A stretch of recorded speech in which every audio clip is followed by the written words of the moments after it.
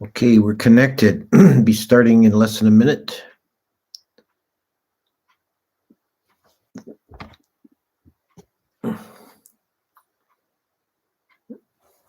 Everything seems to be in order.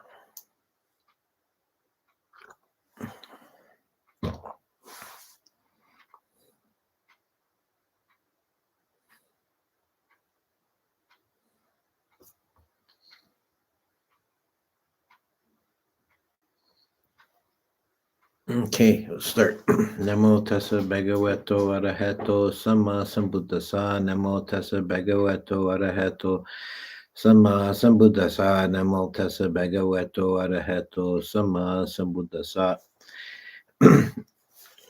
So last week I give a introduction to the idea of the three characteristics, the tilakkhana, that are common to all conditioned objects, all sankharas, so everything in samsara. And I'm going to focus for the next 3 weeks on the individual characteristics. So, talking about dukkha today, dukkha, of course, is central, front and center in the Buddhist teachings, because the Four Noble Truths, which is the quintessence of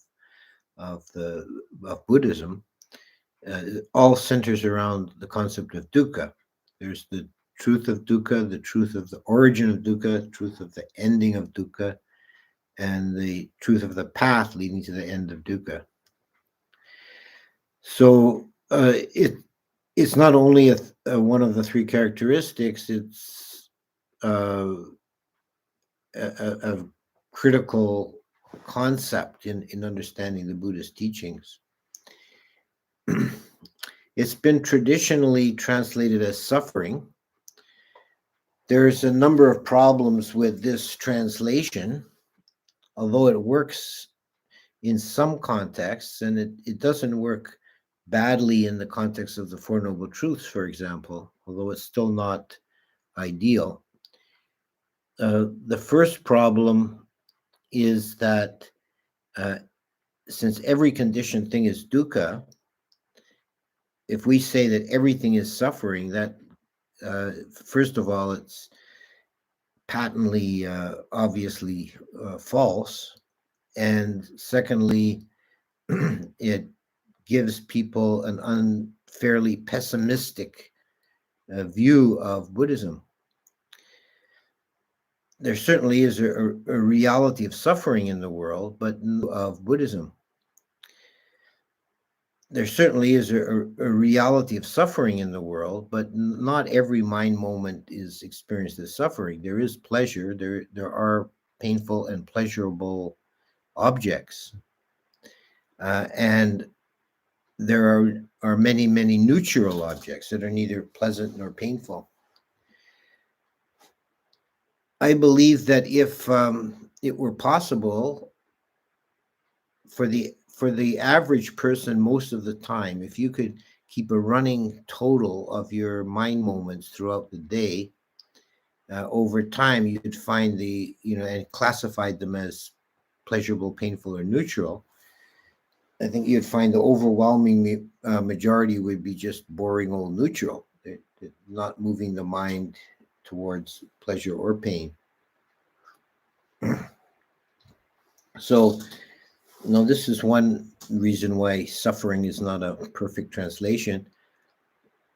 The other reason is that translating dukkha as suffering puts emphasis on the subjective aspect.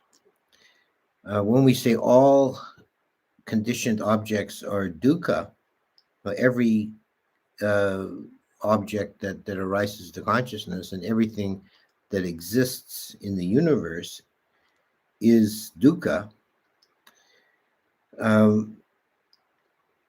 It's senseless to say that a rock or a bowl of water suffers, but it's still dukkha. Dukkha this has an important practical aspect to it, a meditational aspect, because people who don't don't notice this aspect, they can fall into the error of thinking that dukkha is entirely subjective. It's something we impose on the objects of consciousness uh, with our own bias, and it's kind of a defilement. But it's not that. It's the objects themselves are inherently dukkha. You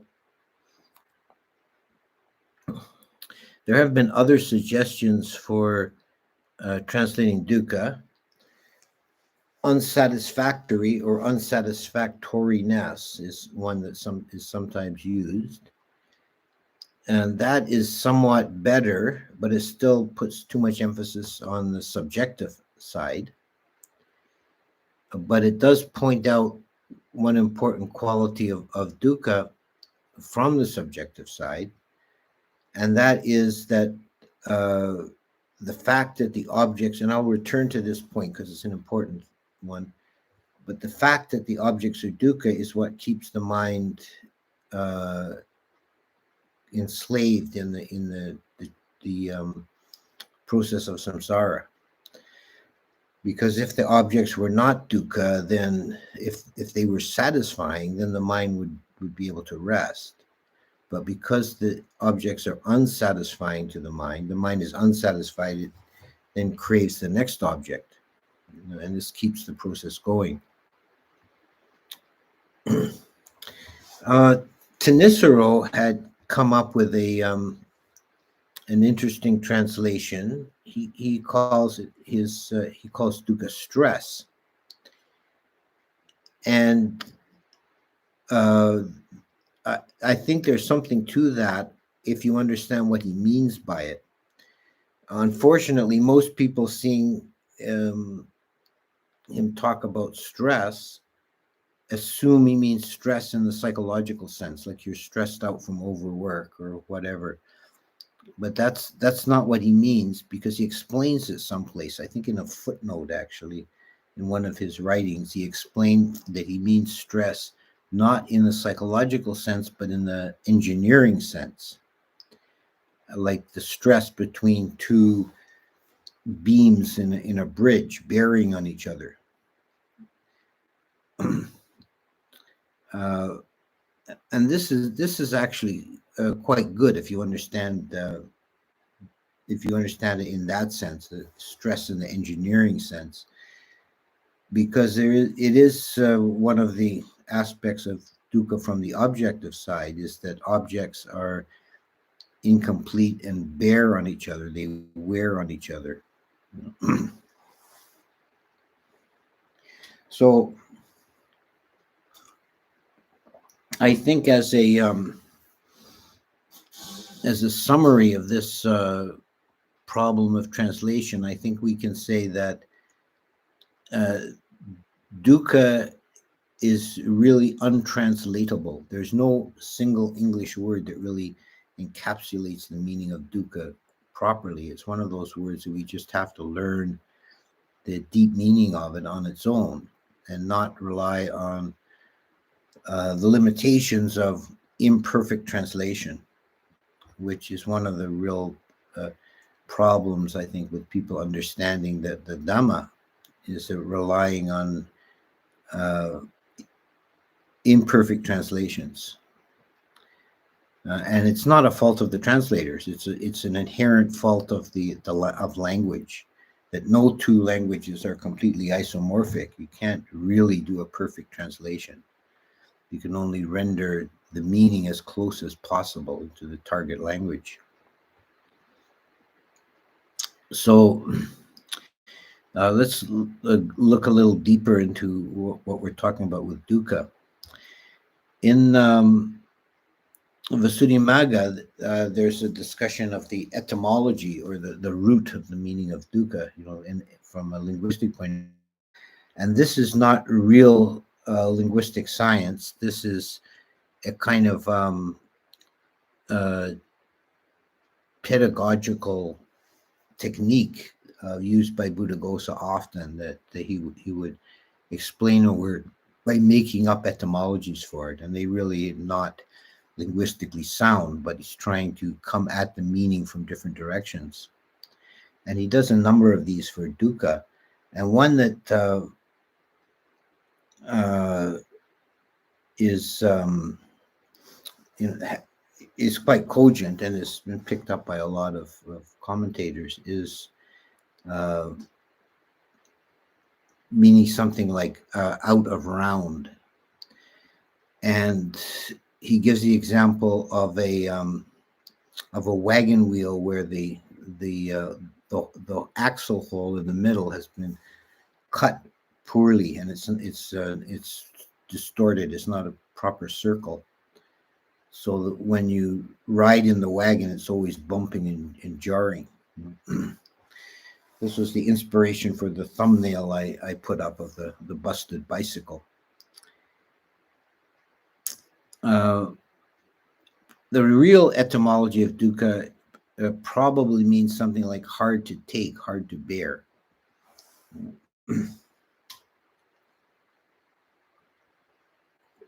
And pointing to the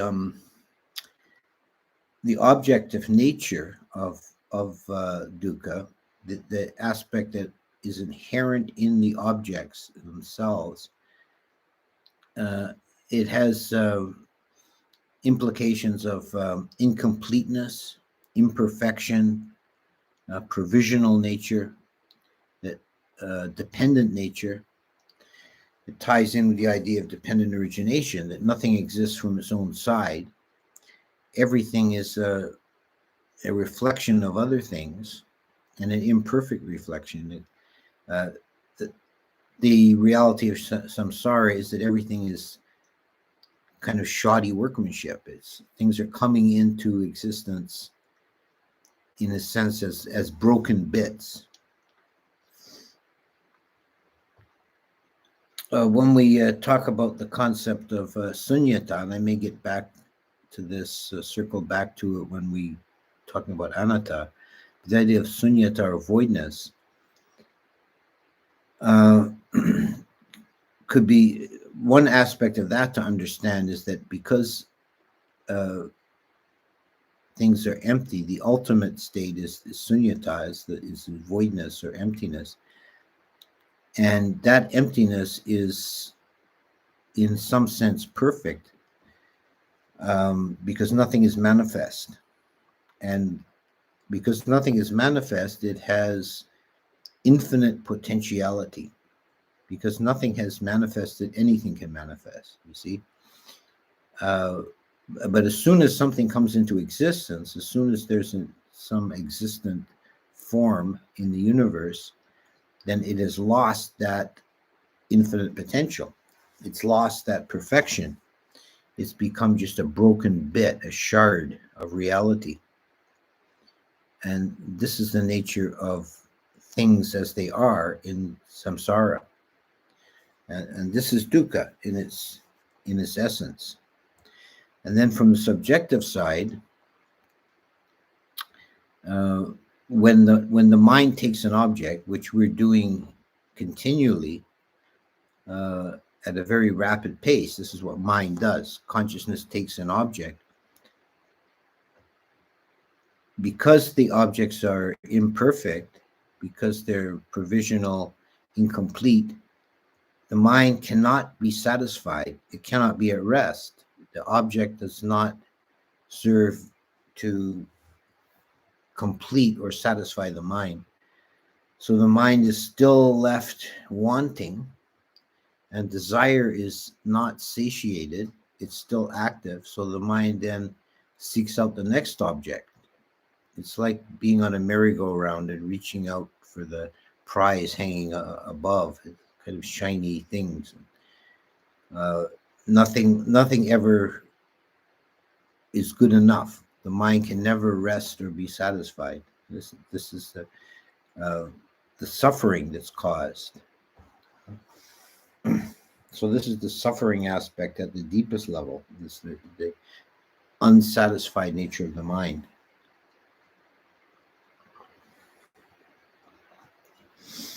Now, as we mentioned previously, the mind objects have, in the relationship to Vedana or feeling, they're either pleasant, unpleasant, or neutral.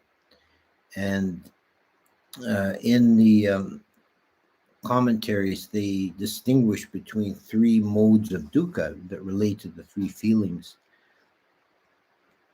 If it's a painful object, then the dukkha that experienced is called dukkha dukkhata, which means something like dukkha as such or dukkha per se. This is the obvious kind of dukkha. There's no difficulty in understanding it. You get poked in the eye with a sharp stick, then that's dukkha, that's suffering.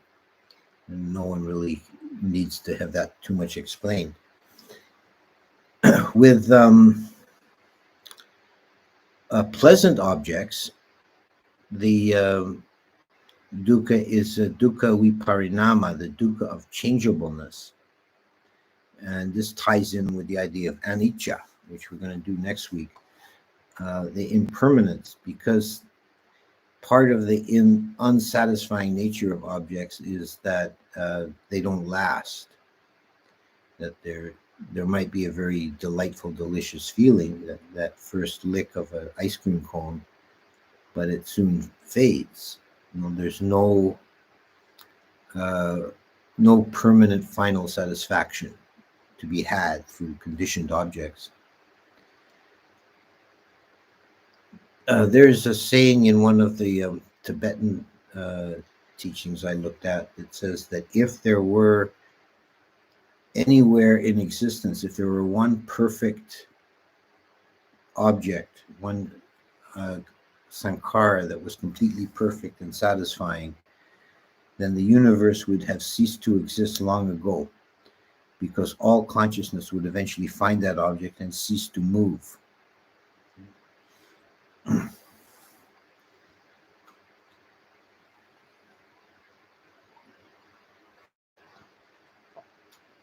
Then there's the neutral mind moments. Then that they are related to dukkha sankhata, or dukkha as a state, or the dukkha of nature, and that dukkha is the one that applies to all objects. But for a neutral object, it's the only one that applies, because there's no suffering and there's no pleasure, so there's no loss of pleasure, there's no viparinama. But the object experienced neutrally is still inherently in itself, objectively, dukkha.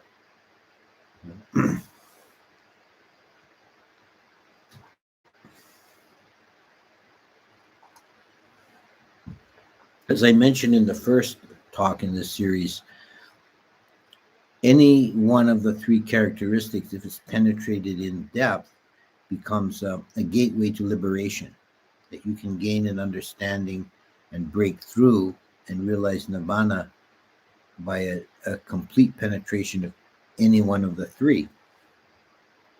And for someone who attains awakening through the gateway of dukkha, this is called being a body witness. And the reason for this is because dukkha as suffering, the suffering aspect of dukkha, is very evident in the body.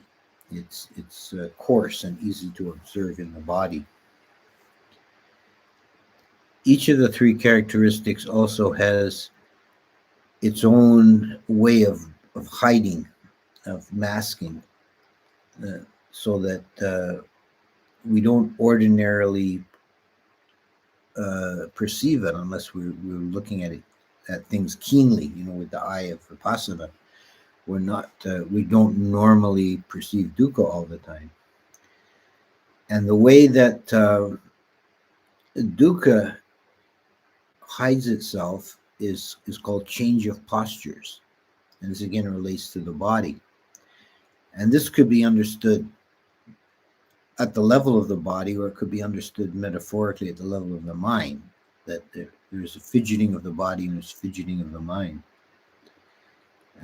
There's a story about a Burmese laywoman who was a meditation teacher.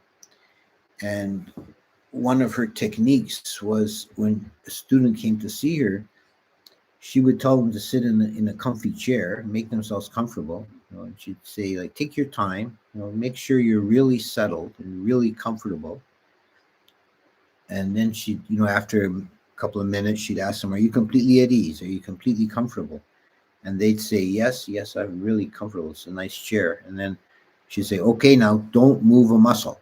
Then she'd start talking, and inevitably, within less than 5 minutes, they'd have to move. They'd fidget, and they'd like recross their legs or put their weight on the other elbow or whatever. And she would then jump on them and say, "What are you doing? I told you not to move." "Well, I was uncomfortable." "Well, you told me you were comfortable, perfectly comfortable." And she would use that as a springboard to talk about the dukkha of inherent in the body and how we mask it by fidgeting, by moving, which then it doesn't eliminate when we change postures. We don't eliminate the dukkha, but we get a new constellation of dukkha that isn't so evident at first, and then we feel at ease. But then within a few minutes, the inherent dukkha of the body becomes evident again, and then we want to move. I think this is one of the, or probably the main reason why beginning meditators often experience a lot of pain in the body. They're just not used to sitting still and escaping from the dukkha by fidgeting. And when they close off that method of escape, then the dukkha becomes more and more evident in its experience as excruciating pain in the body. But one gets beyond that, of course, with the development of meditation. And it's not so much even that the body becomes at ease, but that although that does happen, you become more at ease with sitting still physically, but the mind begins to mature so that when dukkha is evident in the body, it just recognizes it. It doesn't react to it. With physical pain, there's two levels to any physical pain. One is the real physical pain, whether it's from illness or injury. You feel some damage to the body. It's experienced painfully, and the other one is the mental level, which is actually entirely self-imposed and optional. It's the kind of internal whinging and moaning about, oh, why do I hurt? This is so bad, and that can be overcome. You don't have to succumb to that.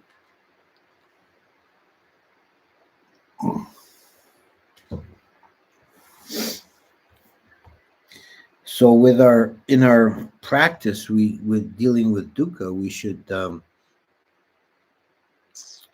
first of all recognize it, understand it, be aware of it, and recognize it's just a painful sensation. It's not anything beyond that.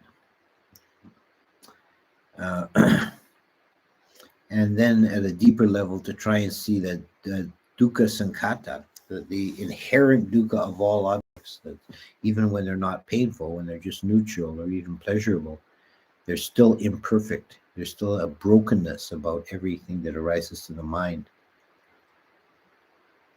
And if we're seeking some perfection and ultimate contentment and satisfaction within the samsaric objects, we'll never find it. And it becomes a hopeless quest. We'll always be disappointed. But if we recognize dukkha for what it is, as a characteristic that arises from ultimately from our craving, the subjective aspect arises from our craving, then we can overcome it. Now that's the second noble truth. Dukkha arises from tanha, from craving. And at the level of mind moments, at the sort of nuts and bolts level, what's happening is that the craving is for an object.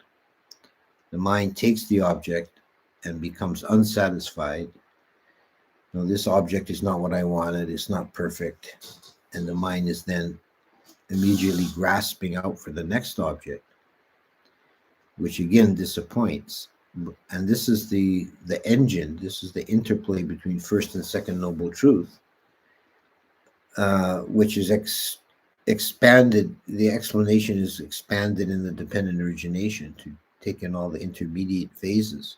But this is the engine that drives samsaric existence. This is the ultimate addiction.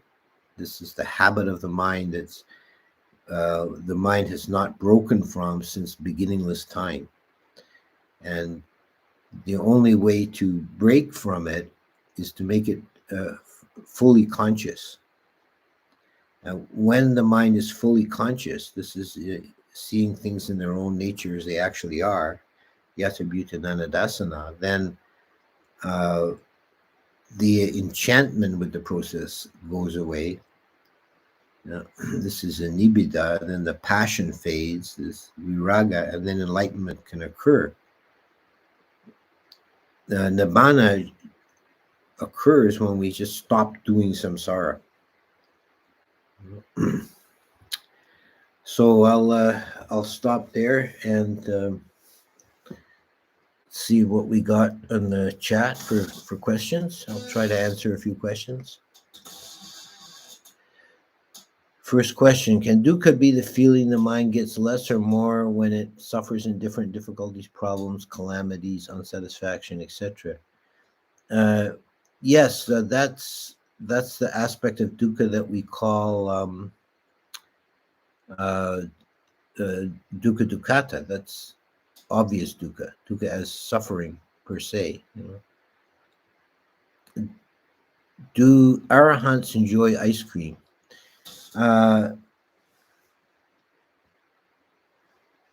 Arahants still have pleasurable sensation.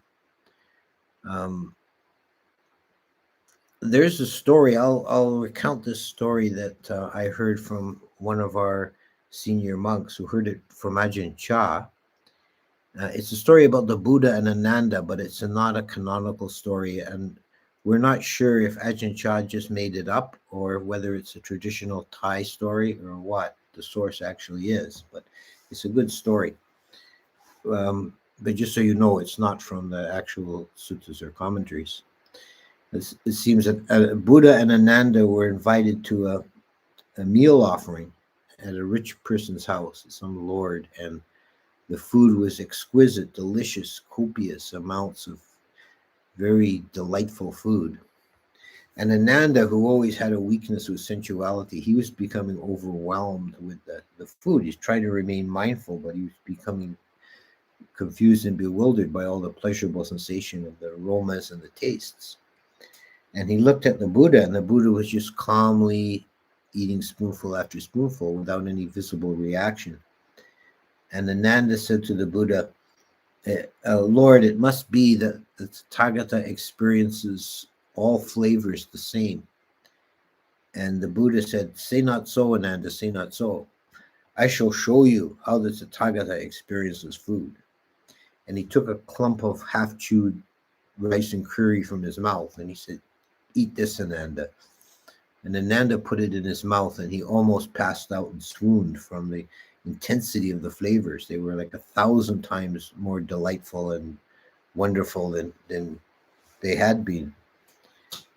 And the Buddha said, so it is, Ananda. So this is how the Tathagata experiences food, but his mind is not disturbed thereby. So yes, I think that arahants probably do enjoy ice cream, but they would have no attachment to it.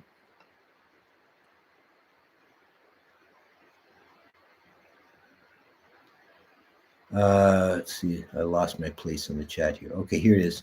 Is jhana considered samsaric object? Yes. Jhana is still a samsaric object. It's very highly refined. It's beyond the level of sense experience.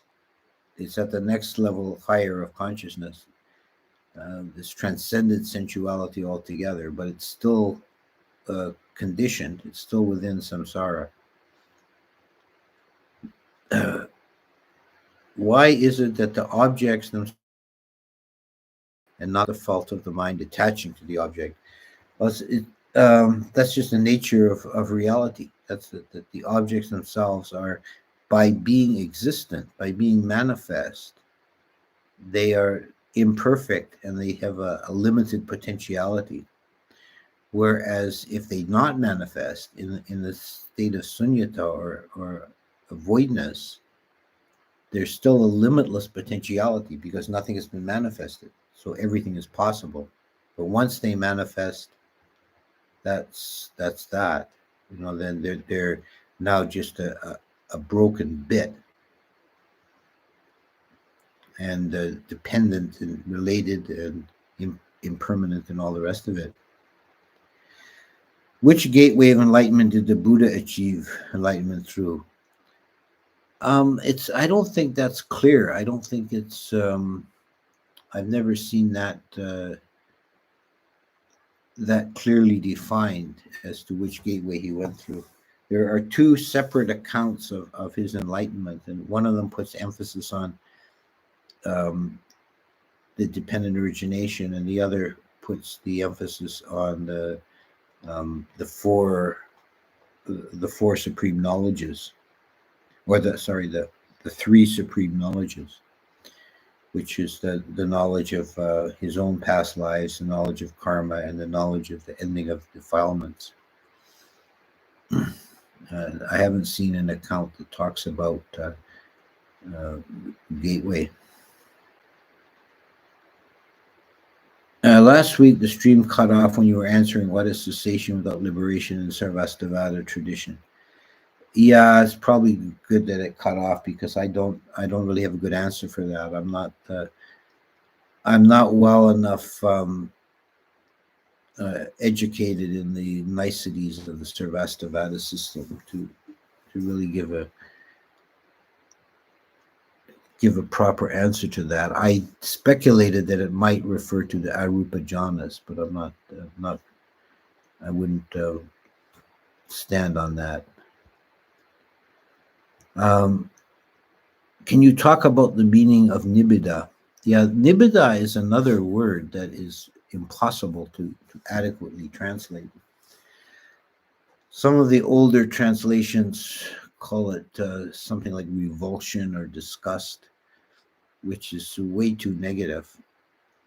I kind of like, as a closest possible translation, I like disenchantment, although that's a little bit too magical sounding. But nibbida is the attitude of mind when you have broken the spell of samsara, that you've seen through it, and you no longer feel fascinated or desirous of it. So this is the disenchantment aspect. It's like you've before you realize and reach the stage of nibbida, you're enchanted by the process. You're bewildered by it, and that's from two ends. There's the fascination with the wonderful, colorful aspects of samsara, and there's fear and terror of the horrible, threatening, dangerous aspects. And nibbida is just like losing interest in all of that. It's just, oh yeah, just more of the same. Next one. Some monks teach about taking refuge in pure awareness, and they said that pure awareness is the only refuge. Is that legit? I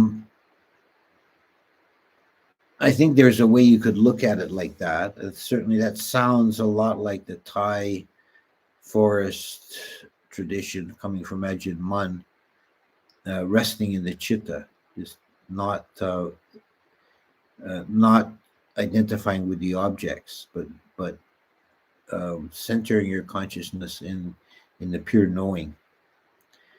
That is a very liberating attitude of mind.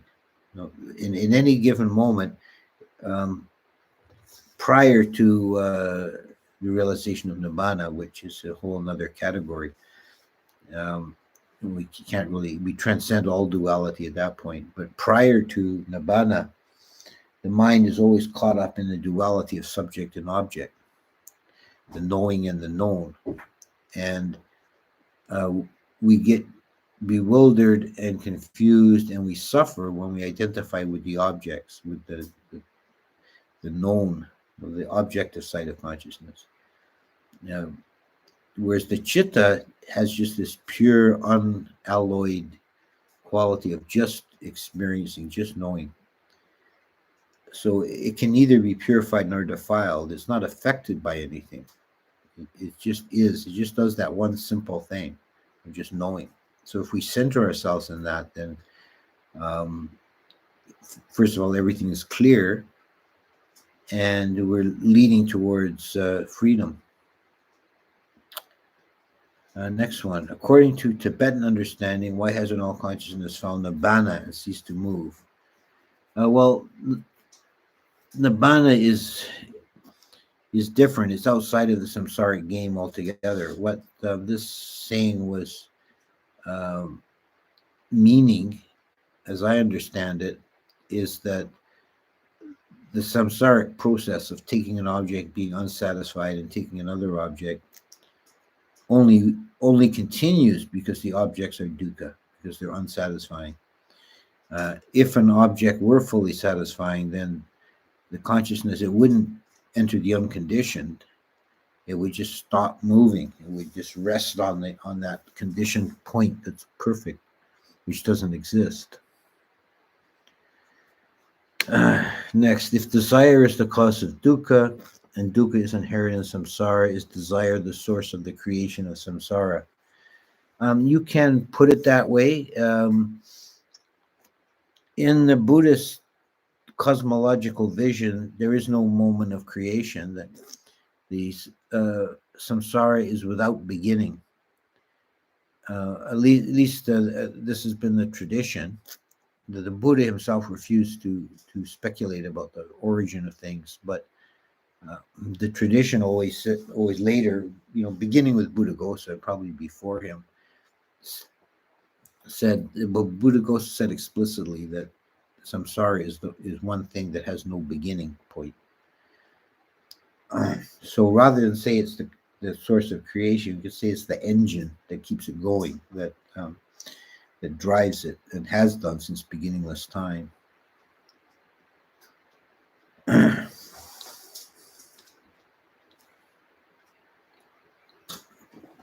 Kafka said, "Do not listen, only wait. Do not wait. Do not even wait. Be wholly still and alone. The world will present itself to you for its unmasking. I can do no other." It sounds like a kind of vipassana. Yes, I hadn't seen that quote before. That's quite good. I like that. There's also a similar similar quote that I heard was Mother Teresa. She was asked, "How do you pray?" They asked her, "What do you say to God when you pray?" And she says, "I don't say anything. I just listen." "And what does God say to you?" "No, he doesn't say anything either. He just listens."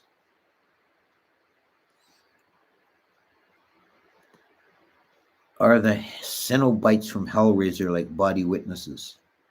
I don't know. I don't know that reference. I don't know what Hellraiser is. I would assume it's a movie or a TV series. I don't know. So I can't answer that. Hard times make strong men. Strong men make easy times. Easy times make weak men. And weak men make hard times. Okay. Yeah, that one I've heard of. I seems to make sense in a historical point of view.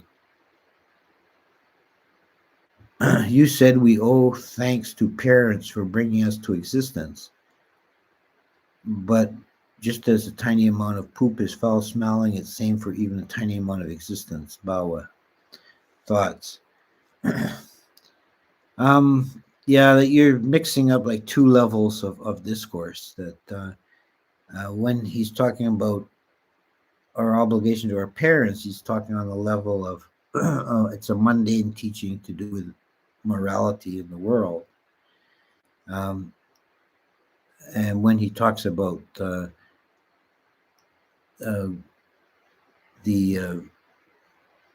inherent foulness of bhava, then he's he's talking on a more a deeper, more metaphysical level.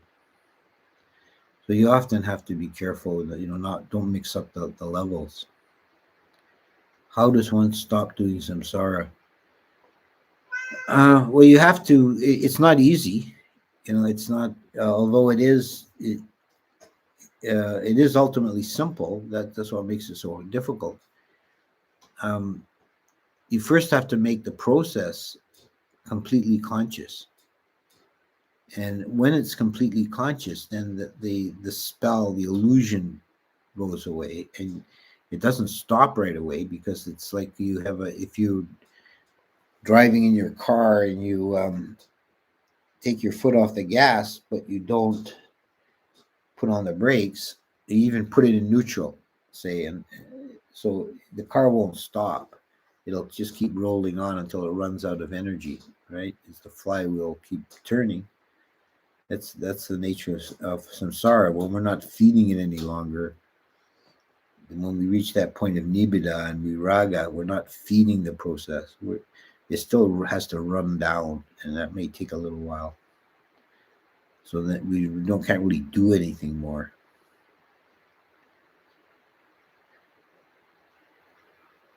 Can you please do more talks on Sutta Nipata in the future? Yeah, that's a good suggestion. I may do that. It's a good text to comment on.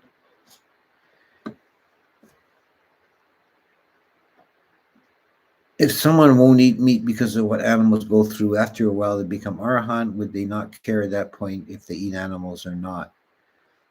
Well, an arahant would naturally follow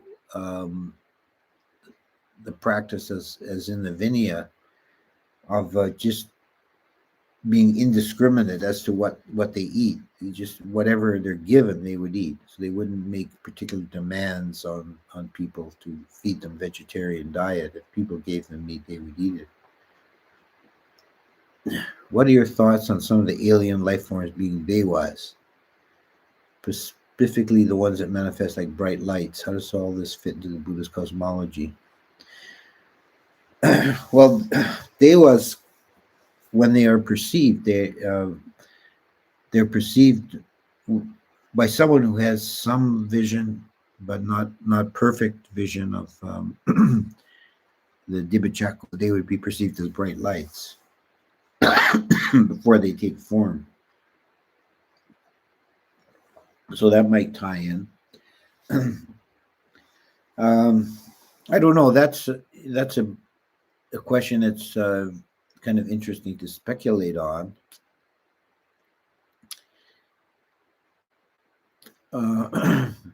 We do have, in the Indian text, particularly in the pre-Buddhist text, but also in the Buddhist texts as well, they talk about the devas living in vimanas that fly through the air.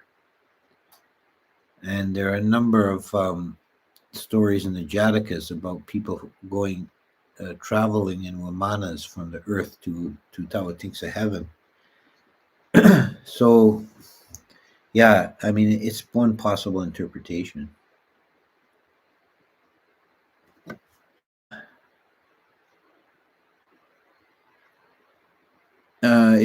Is it the correct approach to dukkha, rejection or acceptance of the element of suffering? I'm finding that struggling against suffering sometimes seems to make it worse.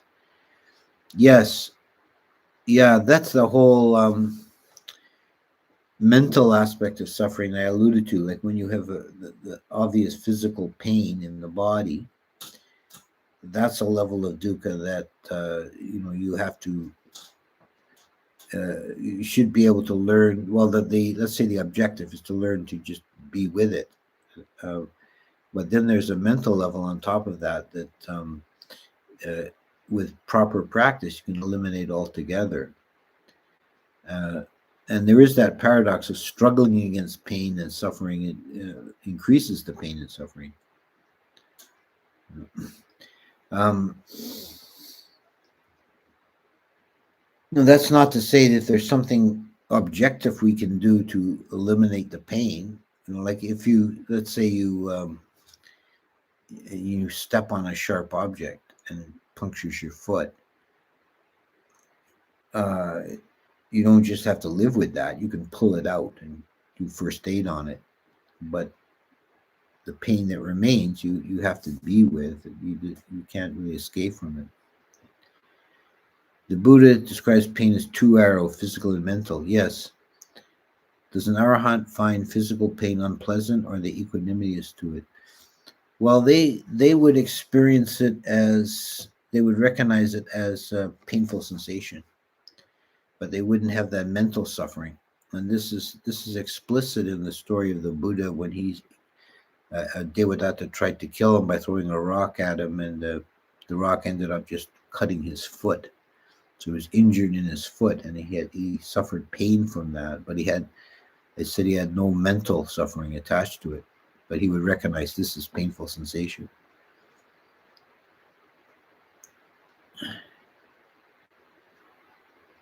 Okay.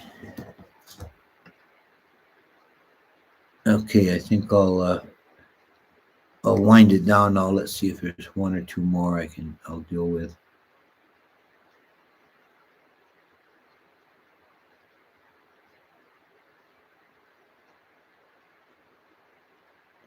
What about the dukkha experience in meditation? I think no joy, no gain in meditation, but is it possible also no pain, no gain? No, that's not. It's not that no pain, no gain. I don't think that really applies to meditation. But with a little bit of a twist, maybe you could say, if the pain arises, then you need to be with it. Not end the meditation and try and escape from it. You have to learn to see it and know it and get past it. But I don't think it has in itself. I don't think there isn't really any spiritual benefit in suffering. So any deliberate increasing your own suffering is not skillful.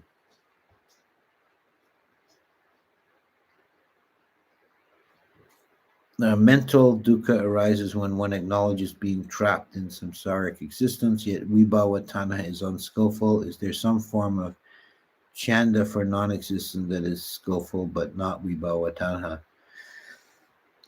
Okay, I think I'll take this one as the last question for today. The questioner is asking about the difference between acknowledging the suffering from samsaric existence without falling into the desire for non-existence. And then you say, is there some form of chanda for non-existence that is skillful?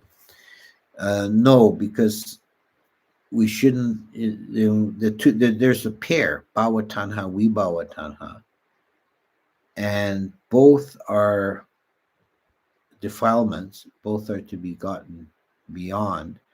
So we shouldn't be desiring non-existence either. What nibbana is beyond existence and non-existence. It's out of that game altogether. So the desiring for non-existence in any form is also unskillful and non-productive. Okay, I think I'll stop there, and thank you for attending, and we'll meet again next week.